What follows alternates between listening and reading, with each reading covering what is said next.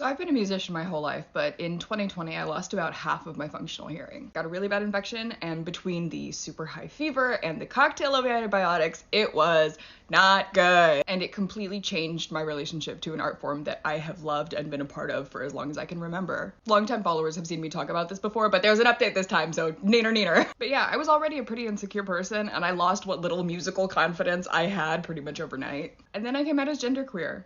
And then I realized I was autistic. And when the other insecurities I had started to melt away because I was figuring myself out, about 2 years ago, I decided to try my hand at making music again. I started to realize how much I could rely on muscle memory because I was previously trained. I found vocal coaches online who explained techniques based on how they should feel as opposed to how they should sound. And last year, the band that I started with my husband released our first album. The band is called Menagerie and the album's Carve by Names if you're interested. And previously, that's where the story ended, but I have some pretty delightful updates. Lately, I've been playing violin again and even had an electric violin solo at our last couple concerts, which took a long time because my hearing aid does not like having an instrument this close to it. But once I learned how to use it to fine-tune, the rest was muscle memory. Which leads me to my biggest and best update. Your boy got a job as a music teacher. I teach private voice and violin lessons, primarily for kids. For the safety and privacy of my students, I will not be name-dropping schools. But lately, this has had me thinking a lot about my relationship to music and my relationship to my own hearing loss. I was a sign language interpreter before losing my hearing, which, yes, I know, makes me a walking example of irony. And because I already had a pre-existing relationship with the deaf community and already knew ASL, I was like,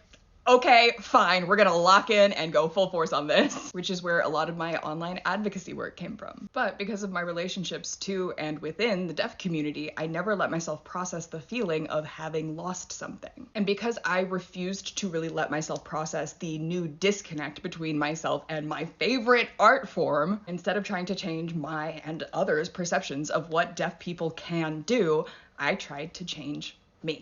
Because to do the work, to rebuild the skill set and become the musician that I have become, required admitting that that disconnect existed. And guys, sometimes your disability does disable you, but that does not mean you change who you are. You just learn how to navigate it.